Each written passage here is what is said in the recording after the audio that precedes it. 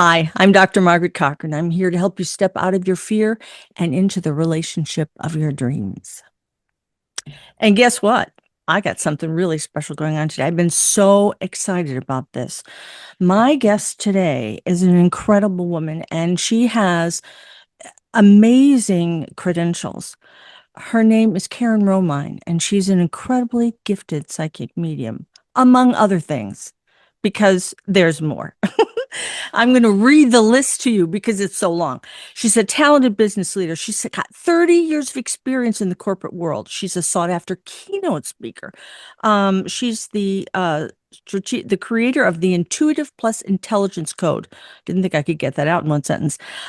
She's also the author of a really amazing book called The Future of Decisive Choice, Biohacking Your Mind with AI. So, some of you regular listeners might be thinking, hey, Dr. C, what's up? What's a relationship doctor doing talking to a psychic? What's that got to do with love? Well, a lot, actually, because while she has stellar skills in the business world, our main focus today is about love and the fact that we're used to it with people that we see every day. But even if someone's no longer with us in body, it doesn't mean that their love is gone. It doesn't mean that they're not there. Death is not an end. It's just a change. So I think this is going to be an incredibly conversation. Hang on to your socks. Here we go. Karen, thank you so much for being with me today. Dr. C, I am so excited to have this conversation. Well, one of the things that I get in my work with people is they often get stuck on relationships. They'll get kind of fixated and the person may pass on or they may break up the relationship in life and they can't let go of it very well. And I know with all the thousands of people you've worked for, you probably had this question asked you once or twice. How do you help people with your incredible intuitive skills disconnect from patterns that are harmful to them? Patterns are the key. That's the word, the exact right word for it. We have in our brains an ability to keep us safe. I don't need to tell you, you understand all of this. Our Yes. brains have one job, keep us safe.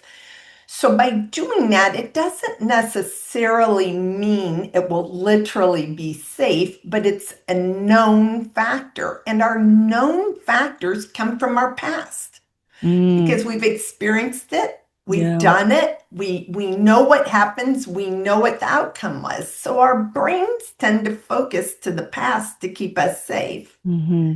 and they aren't letting us move forward. So if we're in a space of grief, we're very focused on what the experience was if someone has passed, what that experience was like when they were here. And we're having a hard time as humans in keeping ourselves safe to accept the fact and Mm-hmm. to understand that we can move forward and still be safe. So, in that space around someone passing, it often really is just a conversation with the person who's crossed to the other side to say, I'm okay with you moving forward. People who Mm, loved us here on earth, yeah. they want the best for us. Yeah. I think they go through a car wash. That's how I envision it, with those big scrubby things. And I feel like when we pass, we go through and we get all scrubbed and it flings off all these little things that The mean goop, something. the psychic goop, it just kind of Yeah, gets rid of all that. exactly. Yeah. Yeah. Exactly right. And we come out all shiny and clean on the other side. And we release all those little things like people say, oh, if you do this or you do that, I'm going to come back and haunt you or, things. Well, then when they pass, we're here. We remember, we hold that. But when they go to the other side, they aren't doing that. They love you. They want the best for you. Even when you don't always want the best for yourself.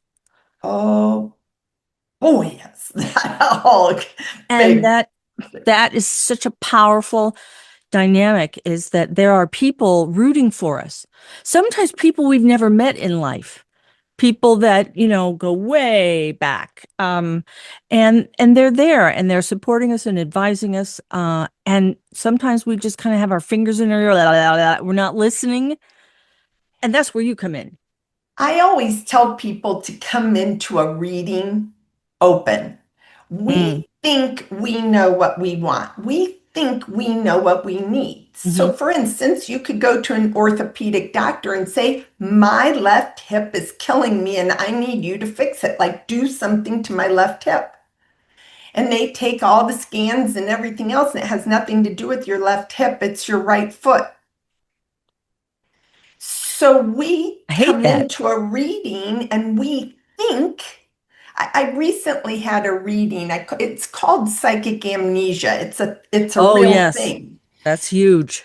Yeah, people come in, and I had this gentleman, and he was so focused on hearing from his grandfather. So every bit of information that I was giving him, he kept saying, no, I don't know who that is. I don't know who that is. I'm like, Yeah. oh my gosh. Like, I'm going to give you one more set of information. And I said, are you home alone? Is the rest of your family traveling? And he said, yes. I said, were you sitting out on your back porch last night? He said, yes. Yeah. I said, did you see a shooting star? Yes. I said, did you drop the F bomb and say, is that you? And he said, how do you know that? I said, because he's telling me. He says, oh my gosh, he just passed. I didn't know he could even get over there that quickly. So in short, it's this psychic amnesia. We think we know who we want to talk to, but like you said, there are other people that are there on the other side that are here to support us, that are here to lift us up. And they have relationships with us. They care about us. They love us. Yes. And what you're saying is so powerful in that you are a conduit. And there are people in your profession, as there are people in mine, who are charlatans and fakes Yes. and prostitutes, frankly. Yep.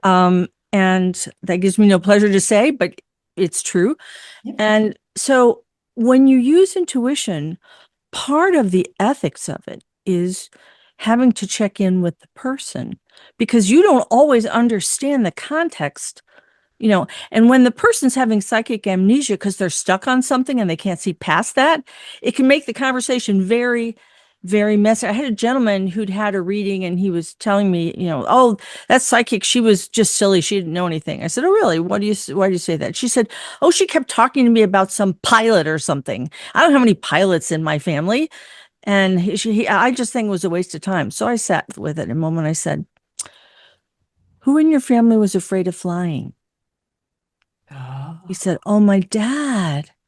He couldn't get on an airplane. He was telling you over there, all that fear is gone, all that worry, all that anxiety. He can fly because he kept showing him flying around. And he said, oh my God, she was so smart. She got, but it was, it was just that shift, in And understanding.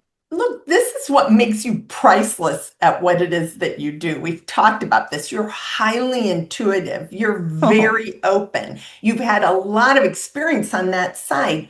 Everyone is intuitive. yes, yes, yes, yes. Everyone is. And it's like a muscle. We have to work it to make Mm, it be stronger and to bring it to the forefront. You've worked your muscle, you know it. Now, it's very hard to read ourselves. I'm not going yes, to lie. I find it very hard myself to read yes. myself. We have all this baggage and noise that comes in, but this, oh, what about that? But when you're open and you're working with someone else and you have that intuitive hit, that ability to be able to see things differently, exactly like how you opened the door for that gentleman, it's a blessing for people to be able to see it that way. You're absolutely right. But the thing I think that makes it so hard is people are often afraid. It's interesting that so many philosophies and religions say, "Oh, life goes on, it's never ending, blah blah blah." But when someone says, "Oh, by the way, your grandfather's here and he wants you to know," the money's in the basement, so go down there and get it, right? Um, People get frightened. I had a woman I worked with, and her daughter had tested in a physical. She was going to high school or something. Her blood sugar came out super high, and like in high diabetic range, and she was very upset about this. And she went to bed that night, and in the middle of the night, she felt something pulling on her great toe. And so she sat up, and her Uncle Joe was at the end of the bed. And he said, "Don't worry, honey, it's just a mistake. Everything's okay." And she said, and I quote, "Uncle Joe, you're dead." And he said, "I know, honey. I love you." Like he didn't know that. "I love you." And then he's faded away. Okay. So she woke up her husband and she said, "Oh my God, Uncle Joe is here," and blah, blah, blah. And he said, "You have lost it. Yes. You have gone round the bend. You're seeing things now. You need to go talk to somebody.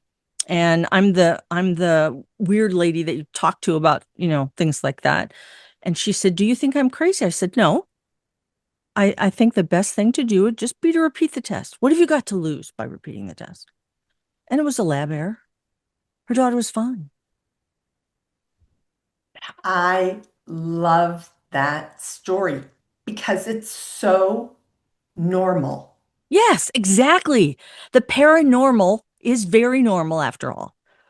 And we hear these stories in my space, oh, I passed in a car accident and I came back and I saw the light and this happened and that happened. And then we think, oh, well, like I haven't had a near-death experience. I don't, a lot. Look, here's another situation too, is a lot of people, back to the fear, the comment that you had made about the fear is that a lot of people are okay with getting the message, but they do not want to see Uncle Joe pulling on their toe. Exactly. And you're in charge. So you just simply say, don't show me you. Give Yeah, me a message. Just drop it in, whatever is good, however that works for you, but I do not want to see you. Other people might be quite literal. They might need to know. They might say, people come into readings and they say, okay, without saying this to me, if you're really there, you're going to bring up um, XYZ. Yeah. XYZ. Right. Yeah. All right. And so there's also that also I will say will tamper with a spirit because a spirit doesn't want to waste their time on XYZ. That doesn't matter to them. Mm-hmm. They want to bring in the testing was just a mistake. Like they want to get Get to to the the point. point. They want to, yes. Yeah, yeah. Well, I would guess one of the challenges you have in your profession is the energy that comes from the world of energy, what we return to, is much more highly tuned than the energy in the world of matter, which is more like walking through molasses. I mean, it's a lot slower in comparison. And when you're in the middle of those two forces, what's your process for translating that la la la la la la la la la into la la la la la so that we can understand it?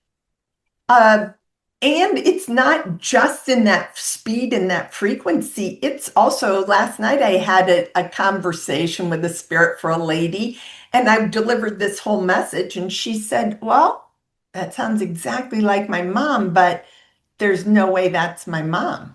I said, well, what do you mean? She said, well, she doesn't speak English. Oh, So she does now. what happens to answer your question and her question is that if they want to get a message to you and I'm the conduit, they have to give it to me in a way that I can understand. Now, I don't need to understand the message. I just need to understand the words to be able to deliver them. Hmm. It's for you to understand.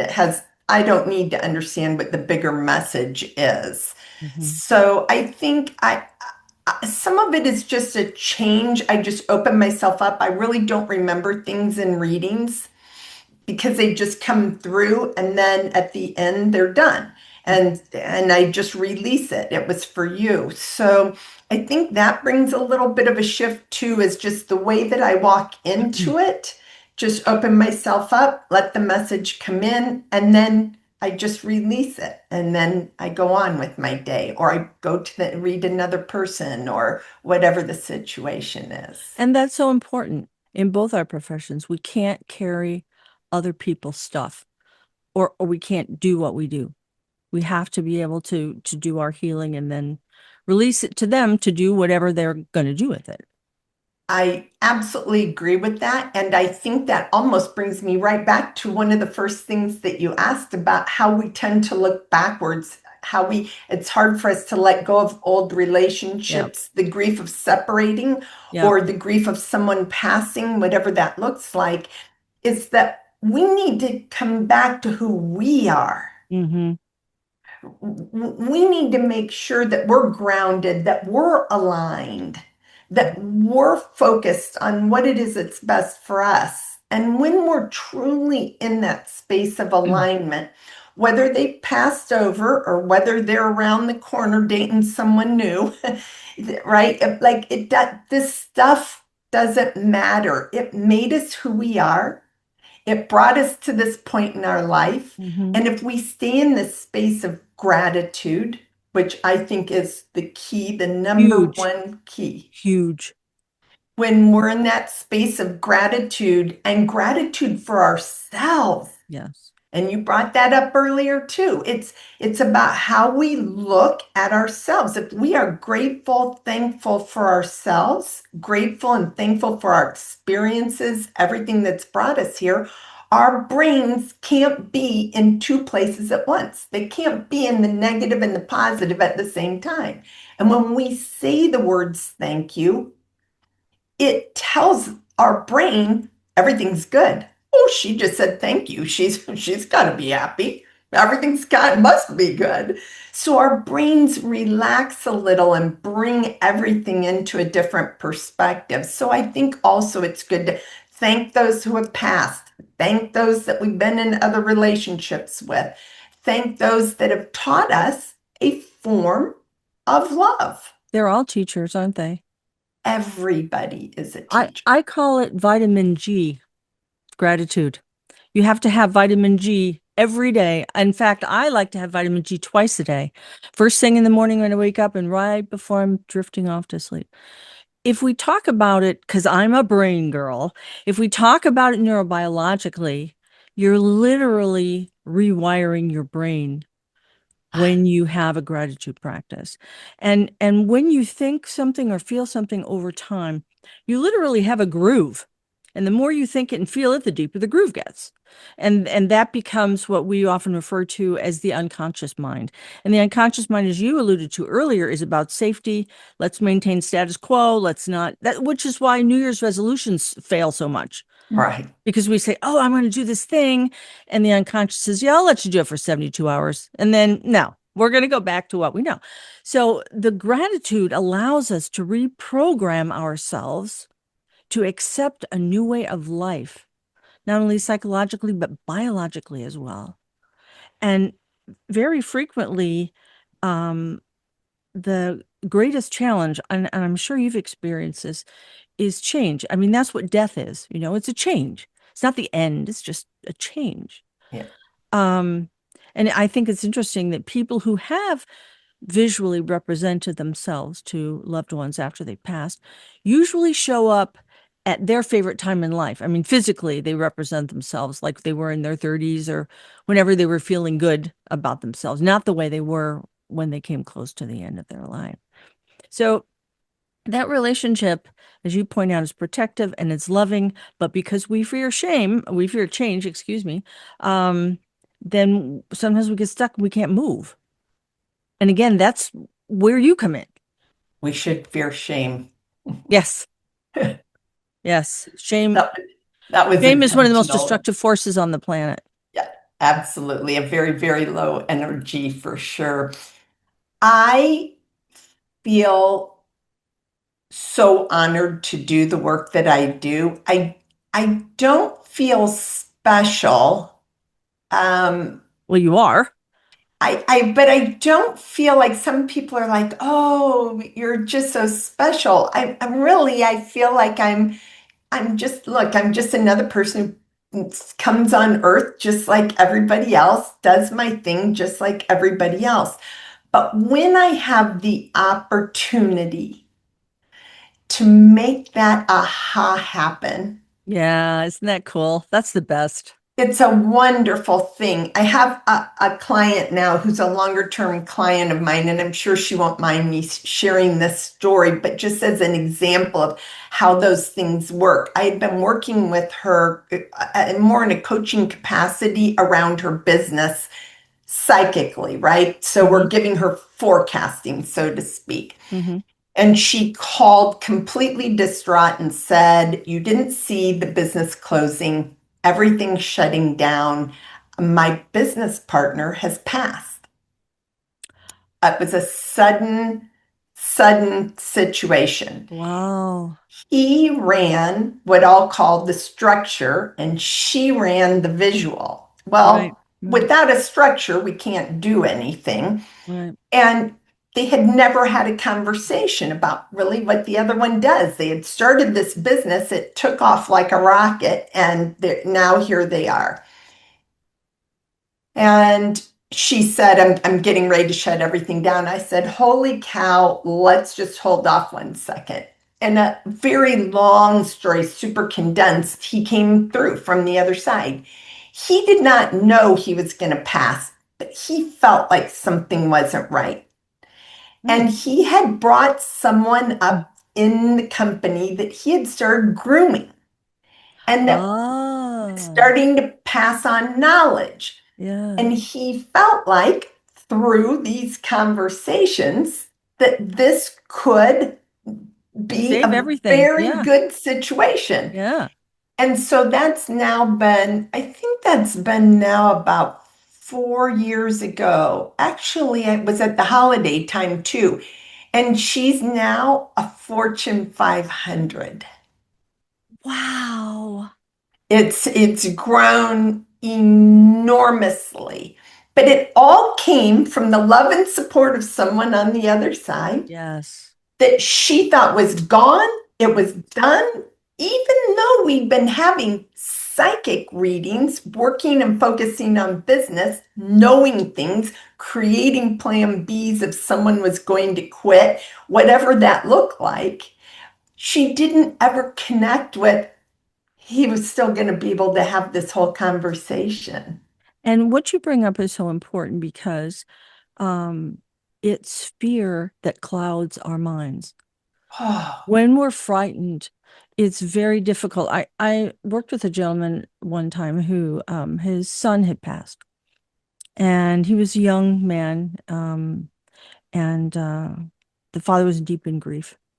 And he went one day to their favorite restaurant, and he was eating, and this guy comes out of the kitchen looking kind of confused. It's one of the kitchen worker people. He said, uh, is your name Mr. Smith? And he says, yeah.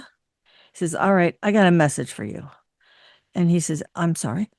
He said, yeah, I don't know how to explain this, but this kid came up to me in the kitchen who isn't there, but he's there. And he told me to tell you that he loves you and he's fine and to get over yourself. And he said, oh my God, that's my son. That's just how he talked. He said, well, it's weird and I don't want any more to do with it. I'm going back. So the man came to me and he said, I'm so hurt. Why didn't my son come to me? Why did he go to a stranger? And I said, because you were in too much pain to hear him. yes. You were so full of grief that your ears were plugged. And so this generous stranger in the kitchen came out and gave you the message. Don't lose sight of the message because of the fear. Your Oh, son's okay and he wants you to be too.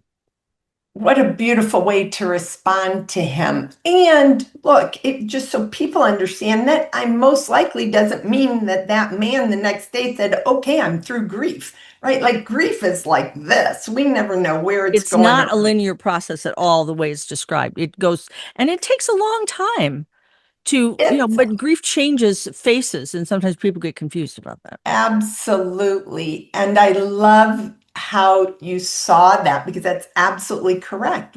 Sometimes we just aren't ready to hear things.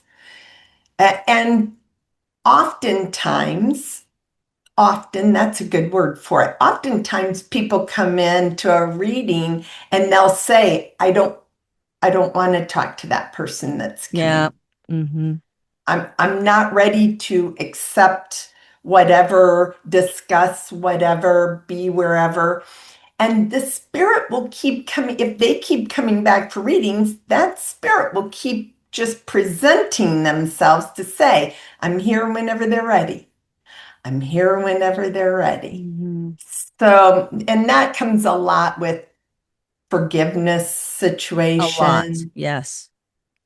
A lot. And that's why I think the work that I do and the work that you do can interface so well to help people get through sticky situations and over stuff, where they're stuck and help them understand.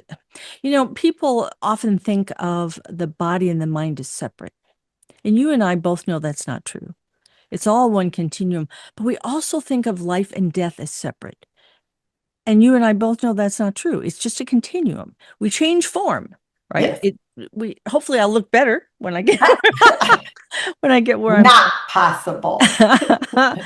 I was wondering, there are many different kinds of clair. It's a many meaning clarity is a French word. And there are different presentations, and I'd like to quickly go through the different ones and ask you um, if you have a particular modality that you prefer, or if you just really like to combine everything. So there's clairvoyance, or claircognizance, it's often Yeah. there, and clairvoyance is clear seeing. There's Right? clairaudience, which is clear hearing. There's clairgustation. Sometimes you can taste things. Clairolfaction, you can smell things. Um, and psychometry, you can feel objects and Yes. be able to get information. Do you have a preferred method, or you kind of everything I goes? I believe I my understanding had so the way that I learned is that we all lean towards what works naturally for us first. Hmm. So I know things first. Ah, okay. All right. So, and I tend not to use clairs because I think it scares people to It some does. degree, right? Yeah. So I just say I know it, or I smell it, or I see it. But Hmm. just keep in mind, just as you just went through everything, at all the senses, Yes. with the extended sense of just knowing the ESP, the whatever, however you want to look at whatever that last one is. So in a reading, I will know that your mother is here, we'll say. Hmm. So I will get, because they come in and I just know. And then from there, I tend to default to the spirit. And what I mean by that is that I let them guide how you will best receive. So, if the first thing that you might think about with your mother is a rose scented lotion that she always wore, Hmm. I let them guide through whatever will connect best for you. Yeah. Yeah. It's important to me, and kind of coming back to the whole conversation about not all people are ethical in any job, is I want to give you non-Googleable information. Yes. Right. So that you know that the information that you're getting is truly for you. So if I say to you, "Oh, I have your mom here," you could say, "Oh, geez, like the odds are pretty good. I'm of that age or Hmm. whatever." Hmm. So sometimes if they're real forceful in their energy, I'll say, "I have your mom here, but don't say anything yet. I need to get the information Yes. so that you know for sure."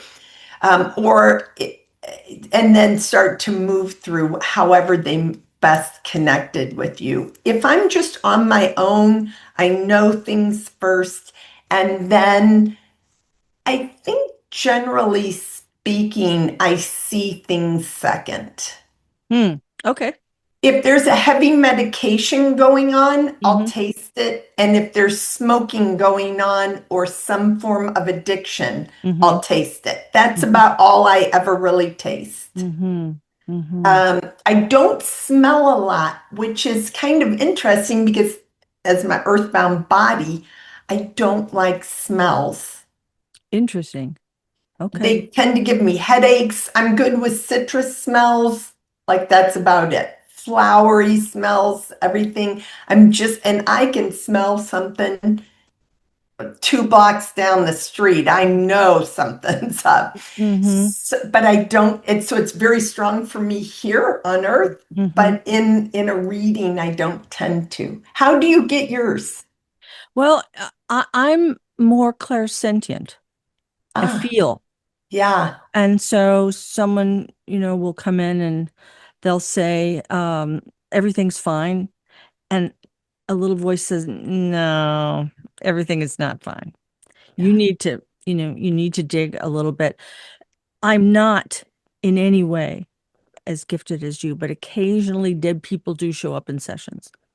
And I was in the middle of a session with this woman. Her father was a real weenie head. He was not a nice man, and he did not treat her well. And so I was sitting in a chair, and there's a chair here, and she was in the couch across from me. And all of a sudden, there's this man in this chair next to me, and he's like poking me. I said, "Go away, shoo, shoo," because people in my profession are not supposed to do things like that. Right. But he would not go away, and he kept doing this, showing me his profile. So finally, I said, "This may seem like an odd question, but bear with me. Did you know anybody in your life that was important to you that liked to do this?" And all the color drained out of her face, and she said, "Oh my God, that was my father. That was his favorite portrait of himself, and he's showing me that, so I would know. She Right. would know that I, Right. yeah." And she said, "What's he doing here?" And I said, "I don't know. I'll ask him." And he wanted her to know that he knew he'd been a jerk and that he was sorry for that. He was sorry for the pain that he caused. And it was very, as you've been through this 1,000 times, it's a very powerful moment to hear someone own responsibility, recognize who they were. But that gives the person who's still in the physical world the chance to grow and heal. 100%. And I was thinking about it when you were talking and about the connection with messages from the other side, with love. I think what most people truly need to be able to move to that next step in relationships, and whether that's in a friendship because they were done wrong or in a love relationship, whatever that Hmm. is reflecting back and forgiving ourselves. Yes. Yes. Hallelujah. Yes.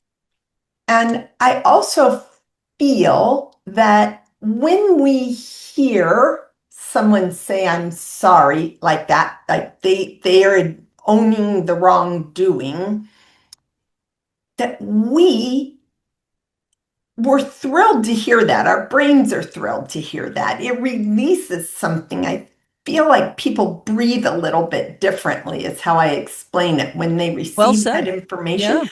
But if they don't forgive themselves for all of the anger and everything that they've held towards that person, which is the next step that comes behind that whenever I'm doing readings, is it just, they're stuck again.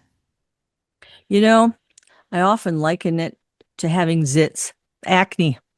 You know, there's a pustule and you can squeeze the top of it and you'll get some relief, but if you don't open it carefully and take out everything that's in there, the infection will spread and you'll get lots of little acnes around the original site.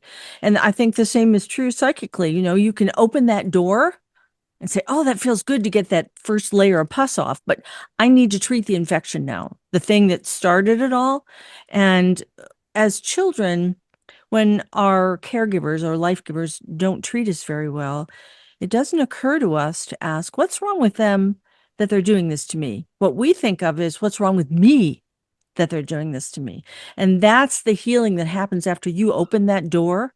They have to go back through and learn, yeah, I didn't deserve that. I didn't ask for that.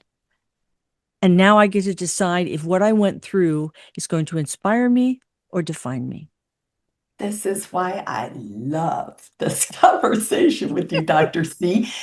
You are singing my songs from 0 to 7. I think it's 7. You can correct me. It might be 5. What we take in, we only have the capacity to know as fact. Yep.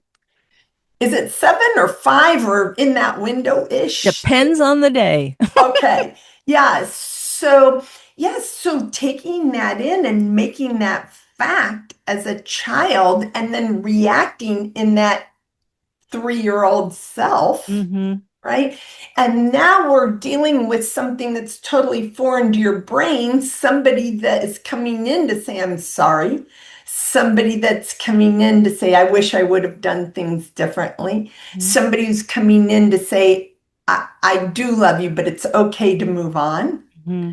Right? All any circumstance, we have to start thinking about where it is we're coming in mentally Yes. that we started in that space. Oh, it's such a crazy thing. It is. And it's also often a reason why we choose certain partners, isn't it? We relationships with some of this past that wasn't all that great. And we keep picking people like them, thinking, I'll get this person to love me the way I want to be loved this time, and then we'll all live happily ever after. And no, it doesn't work that way. So that's again one of the reasons that your work is so powerful is often that person can say, I didn't do what was right. Don't keep picking me. What who I was not good for you. You deserve, XYZ. And that can take time for someone to be able to hear. And that so well. You've been through it many Yeah. times I've over. been through it on both sides, right? Delivering that message and myself. I said, I called it my idiot magnet. It was working overtime in my dating life. So I filled every closet in my house so that there was no room for anyone to come. It just mentally shifted my way of thinking. It's like quit looking, quit thinking, focus on this, work on this because something is not working. Mhm, mhm. Well, it's interesting you say it that way because often people will say, well, I had a therapist who told me that my love picker was broken. And I'll say, no, it wasn't broken. You're picking exactly who you were trained to pick. Yeah, You're smart. You're doing it by the book. yeah. What you're saying is you want a different book. And that's what we need to write together is a different book for you and how you're going to move forward. I could talk to you all day. Do you know that? Oh my gosh, absolutely. We would have great fun. You are so amazing. And I wanted to ask as we come to the end of our time, um, and with all the work you've done and all the experiences you've had, what conclusions have you come to about why we're here, Karen? What are your thoughts about that?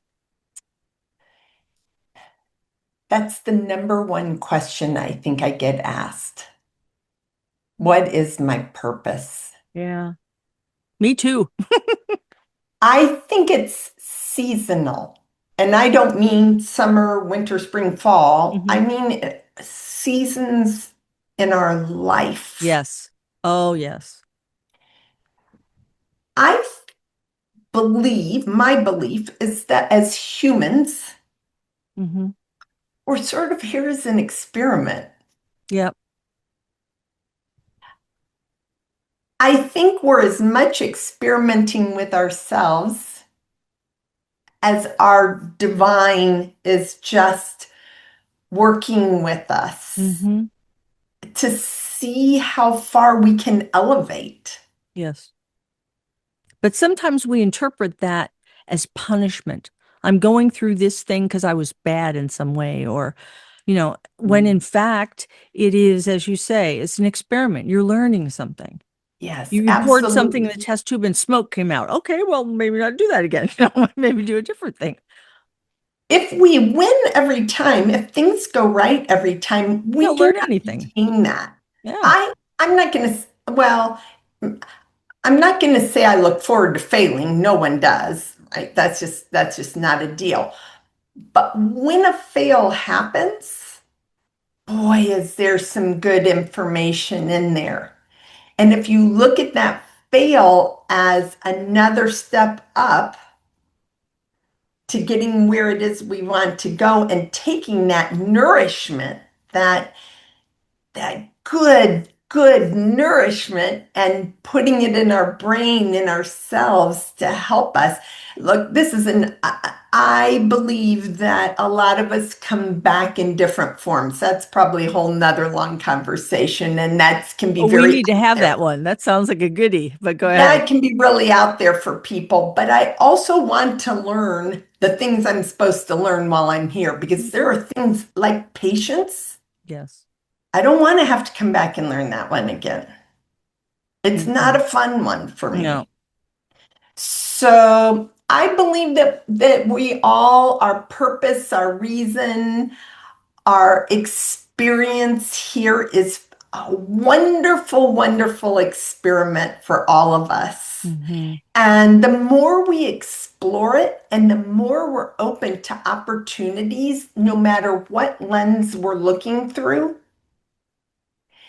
the more we're going to bring in, the more we're going to retain, the more we're going to be able to give to others in a way that matters. Yes.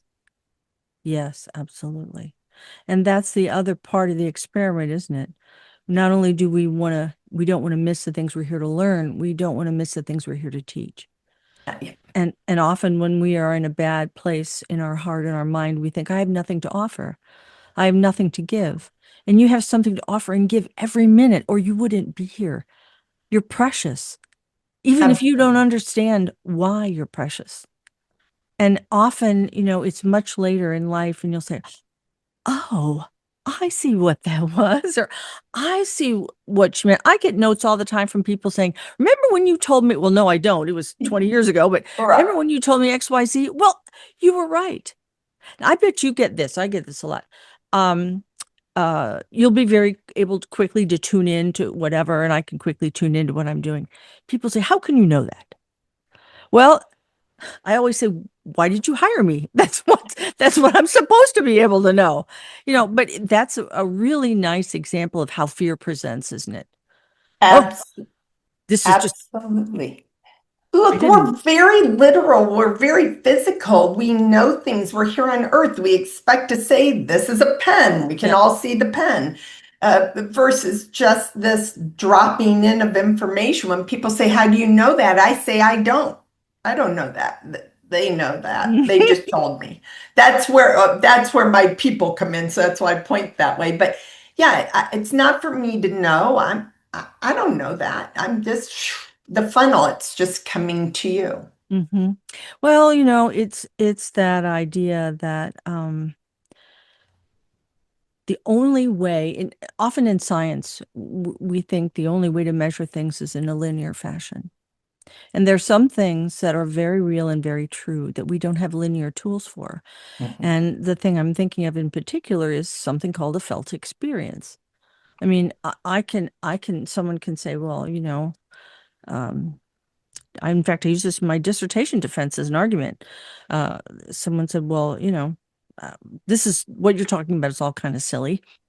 Um, and because my dissertation was about what happens to people if they believe they've experienced a ghost. It was not about proving if ghosts exist. It's if you believe you've had that experience, how does it affect the rest of your life? I had a blast doing it. I had so much fun. Anyway, dissertations are supposed to be agonal. I had a great time, Ah, but but it was it's the idea. I was challenged that well, this is just junk. This is silly, and I said, okay, so are you saying that it's junk because you don't know how to measure it? Well, yes. And I said, all right. And he said, everything can be measured if it's real. And I said, okay, do you love your mother? Well, yes. I said, prove it. yeah. And he said, well, I give her Christmas gifts, and I tell her bad apple pie is nice, and I go see her every Sunday and all that. And I said, well, maybe you're just a good liar. Maybe you just want to be in the will. You haven't proven anything other than you have a felt experience that in your soul is true. That is a fantastic way, and I'm sure that dissertation was unbelievable. It was, It was pretty fun. I it really is, did. that is a great way to describe it. And, and in a sentence, in like a word, maybe the other way that we look at it is how many people believe in God. Yeah, that's right. There are things, it's fear. It all comes back to fear. It's just like you said, it all Yeah. comes back to fear. I'm willing to believe in God. I'm willing the love story, however you want to look at it. I Mhm. am willing to accept that, but I'm afraid of that. Yes, yes. Well, I think there's something you and I have in common. I'm going to share that with you, and you can jump in or change it if it's wrong. But one of the many things I think we have in common is the understanding that you can't have success without failure. And when a failure does come, there's something really cool on the tail end of that. But if you get stuck in the failure, the success, the dream that comes from that, you can miss it because you're blinded by the fear or the pain. The psychic amnesia that you talked about. I'm so focused on my grandfather, I can't hear what it is he's Right, telling me through you because right. I'm so focused on this or that. So that idea that we don't have to be afraid of anything. Fear is a wonderful teacher, but a horrible master. Oof, horrible master. And I believe that the majority of the time, in my experience, when I work with people that are in that space, Mhm. that the whole key comes back to forgiving themselves. Yep. So if we just look at it as some epic failure, they feel like they did something that caused it. Mhm. If a relationship splits, no matter what the other person's situation was, we take on this responsibility for something we did, said, missed, whatever that is. If Yeah. someone passes, oh, everything was great, everything was wonderful, but I wish I would have yada, yada, yada, whatever that is. So I absolutely agree with you. Mhm. Well, um, you are, as I said in the beginning, and I stand by what I said, an amazing person. You have so many different kinds of skills. We can come to you for an intuitive reading. We can come to you for a mediumship session. We can come to you for a combo pack. We can come to you for business guidance on a deeply intuitive level. We can come to you to help us, get better with our intuition, trusting it. Trusting it's a big thing. Right. Learning how to do that. Um, and you have this wonderful book that you have out. Where can we get it? Where is it available? Amazon is the easiest, but it's on Barnes and Noble. You can go through a local dealer. It's in multiple different places. And the key to this book is really about using AI to get in touch with your intuition. Yeah, the We future. think about AI taking over and telling us everything, but it's really structured in a way that if we look at it from career, from relationships, from whatever that is, it helps us to understand, back to probably one of the first words you said today, our patterns. These repetitions that are happening that are guiding us different directions and getting us out of alignment. Yeah, the future of decisive choice, how to biohack your brain with AI. Go and find it. An incredible book. Um, if we want to get a hold of you, the best place is KarenRomine.com. Yeah. Absolutely. And I'm going to spell that because sometimes it's hard to hear. KarenRomine.com. Karen, thank you Absolutely. again so much for your time. It was just a pleasure. I hope perhaps you'll consider coming back another time. Oh, thank you, Dr. C. I thank you very much for having me on. All right, everyone. Wonderful conversation. Thank you so much for joining us. But there's more to discuss. We'll talk soon. Thanks so much for listening. If you want to connect, whether it be for a keynote, webinar, media opportunity, or coaching, please contact me at drcochran.com.